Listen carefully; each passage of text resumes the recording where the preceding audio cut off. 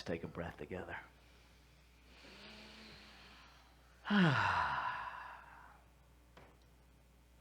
So yes, happy Father's Day to anyone who has ever participated in anybody's life in the role of father, regardless of what your gender is or is not, because fatherhood is not necessarily relegated to a gender. Actually never has been. Oftentimes single mothers stand in the role of both of those places. They do an amazing work. And I just want to say here on the heels of Juneteenth, with yesterday being the first time in the history of our nation that Juneteenth was a federally recognized holiday.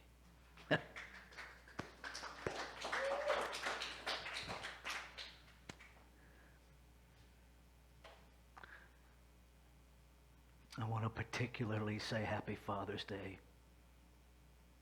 to every black man that has ever struggled, that has ever been diminished, that has ever been told, you can't be a good father.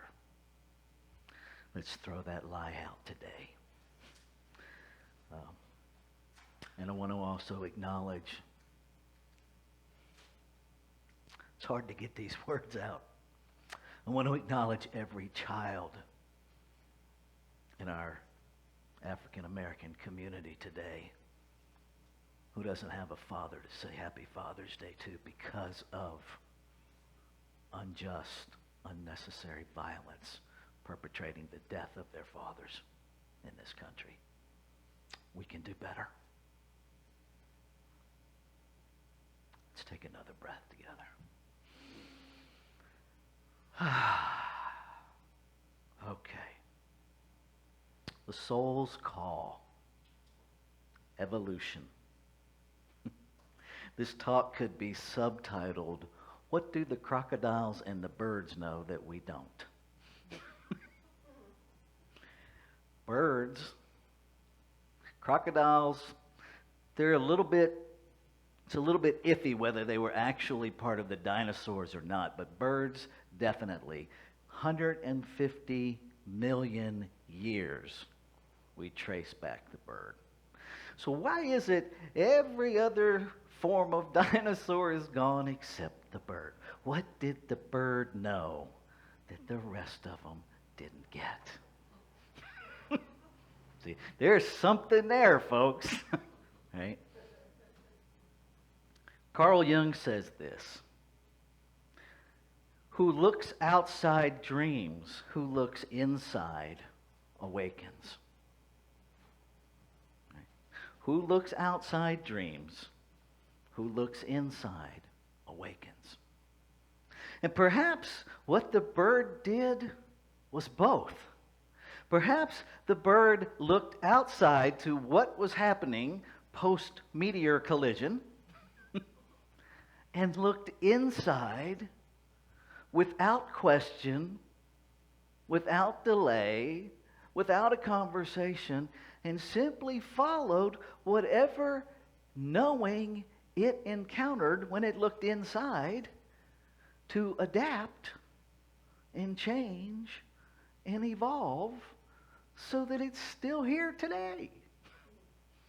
I'm just saying, perhaps that's how it went down. Perhaps the bird didn't have to navigate an ego. Perhaps there was no internal dialogue in the bird that argued with the divine nudge to evolve in a certain way to ensure its presence on the planet 150 million years later. Perhaps. Perhaps.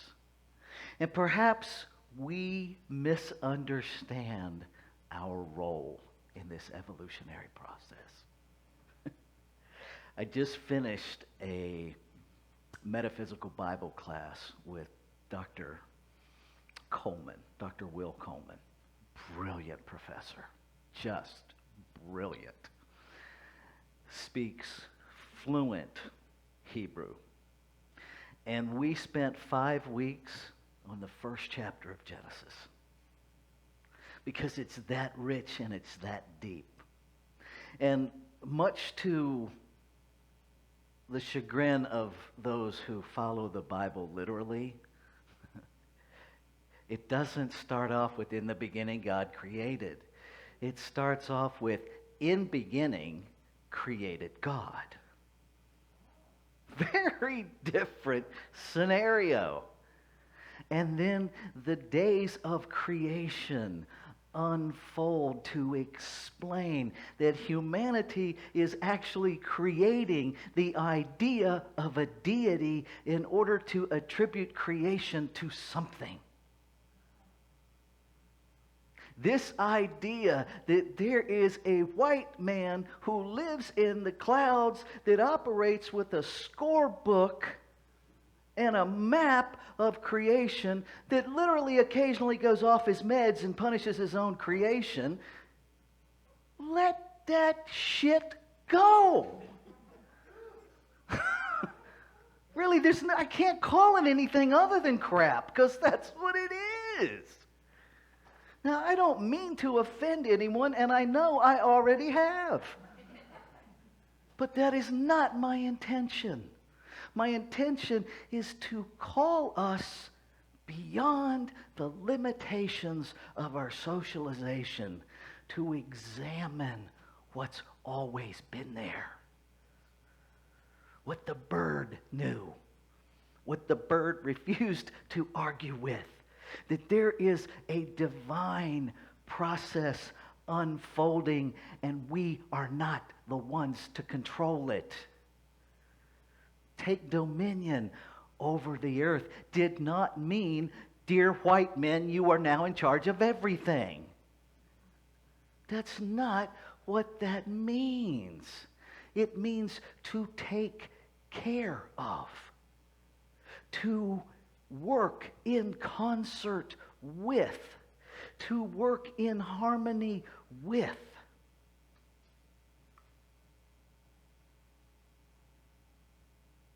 It calls us to oneness. It calls us not to think about oneness, not to know about oneness, but to be about oneness. There's a difference. I can, what is it in, I believe it's in Corinthians. I can do all of the flowery language and bang all of the symbols, but if I don't do it with love, I'm just making noise. Just making noise. I submit to you this morning that our talk title, "What's Evolution Without Love?" I submit to you, it's impossible. Because love is what we are. Now, we can evolve without an awareness of love. But we cannot evolve without love being present. That's the good news. Because it's right there within us, waiting to be tapped.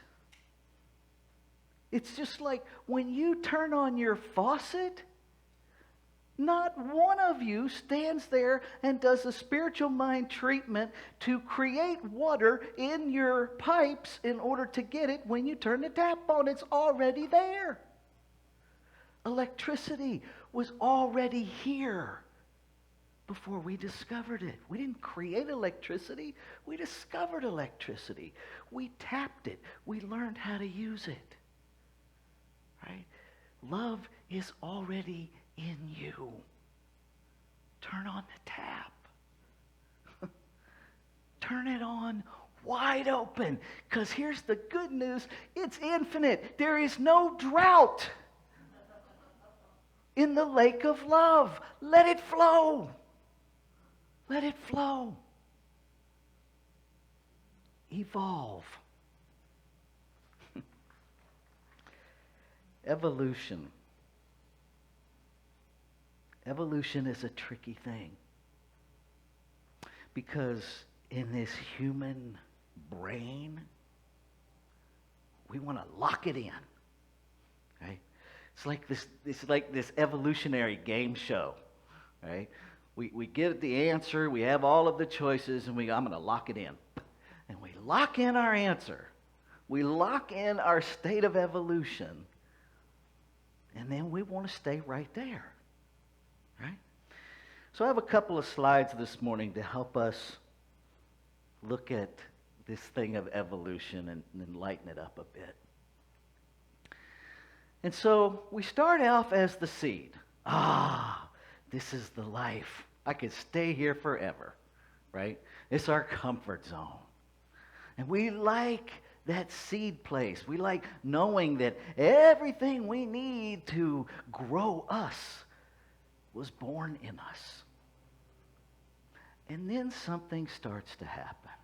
Wait, what's happening to me? We start to grow, and we start to bust out of the seed. Germination begins to happen, and the shell, the edges of our comfort zone, start falling apart a bit.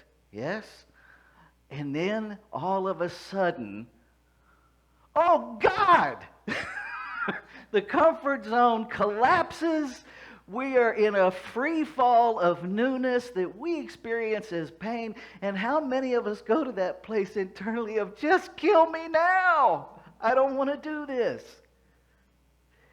First email I ever got when I came here as the minister.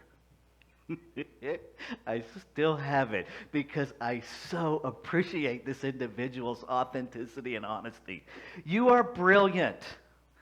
The messages that you bring are profound and deep, and they are making me grow, and I do not want to. I will not be back.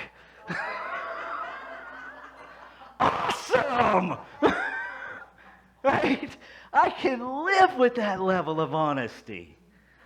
But there's a space in between this place of, oh God, just kill me. It's like the trapeze artist, okay?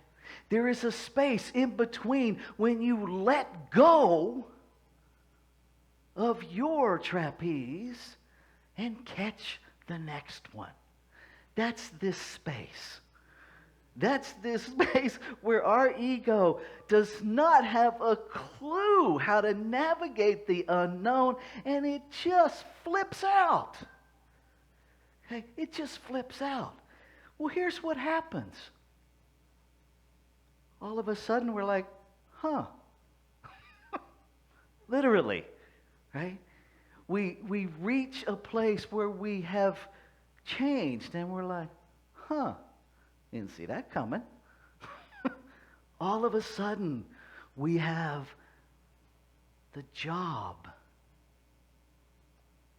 that excites us, that blesses us. All of a sudden, the partner that we've only imagined our entire lives comes into our life, and we know bliss and happiness probably for the first time ever. And we're in this place of, right? And so I invite you, buckle up. Buckle up. Ernest Holmes said, because we are in a time of great evolution. Great evolution. Right? Virus is a scientific part of evolution. It just is in the physical plane. Our job is not to fight against the virus or assault it. Our job is to align. Where is our place in this evolutionary process? Where's our place? To find security in that free fall between, oh my God, and right? To lean, we talked last week, lean into the discomfort. Lean into that place of ego terror. Comfort your ego like it's your child. It's okay. I know you're scared. I got this. I got this. You're in there to make sure I survive. So let's look around. Yep. No actual threat. We're all good. Right? Love your ego. Love it. Quit trying to smash your ego. because you cannot be here without it. Unless you're done being here, you need your ego. But you need to love it and to put it in the passenger seat and to put your spiritual self behind the wheel. Okay.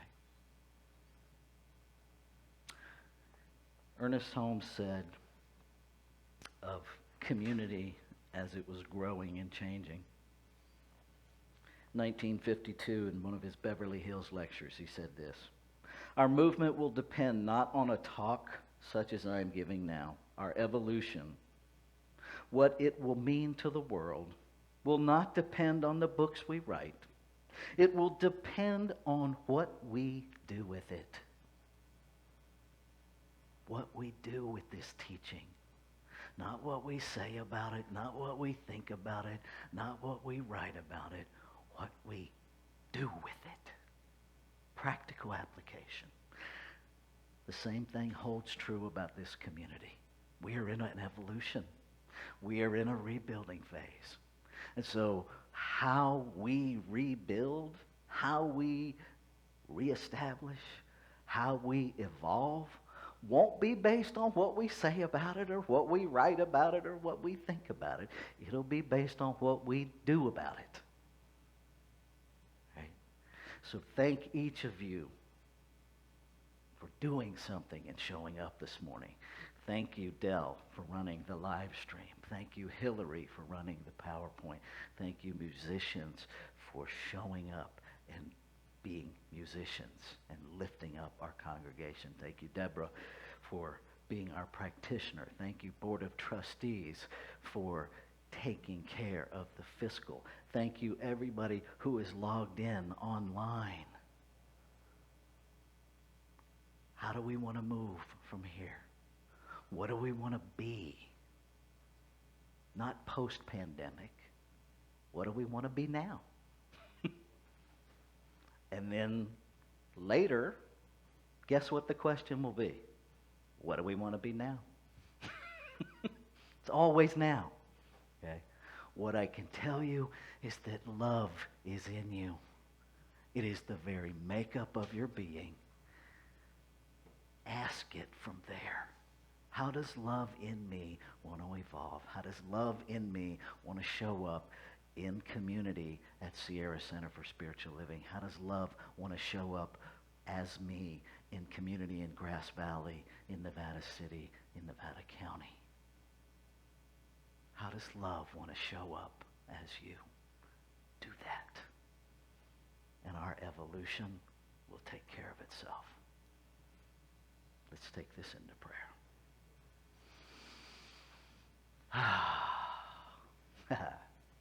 And so I know by resonance, I know by cognitive awareness that there is one infinite, ever-present allness. That it is all there is. That I am birthed out of it, by it, to be it. And that what is true of me is true of all life. Every form, every function, every experience, creation expressing, evolving itself in this blissful diversity of form, all inclusive within its one self, the body of the infinite. And so I lift up every cell within this body. I lift up the love that is within to express without. I trust this process of evolution. I trust that every thought thunk into law is evolved into form, function, and experience. And I say yes to doing my part. I say yes to loving every cell, every being. Yes, yes, yes. And I say yes to being an unlimited, undefended love. Present, available, active. With every breath I breathe. Yes. Grateful. So grateful. And so I invite you, if these words resonate, if they connect within you, and you have that divine yes as well, to release them as your own as we say together. And so it is.